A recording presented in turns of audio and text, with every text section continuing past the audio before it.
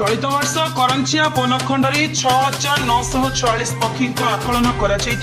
बनखंड अधिकारी पक्षर सूचना। करंचिया बनखंड अधिकारी श्रीकांत नायक नेतृत्व में बनखंड अधीन विभिन्न जलाशय बंध नाल नदी गुड़िक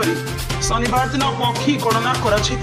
चलित वर्ष ठाकुरमुंडा 4 गोटी स्थान में 360, करंचियार 10 गोटी स्थान में 2969, दुधियाणी 11 गोटी स्थान में 2079 एवं 7 कोसिया वनांचल 2 गोटी जलाशय 1538 गोटे पक्षी को मिसाई वर्तमान सुधा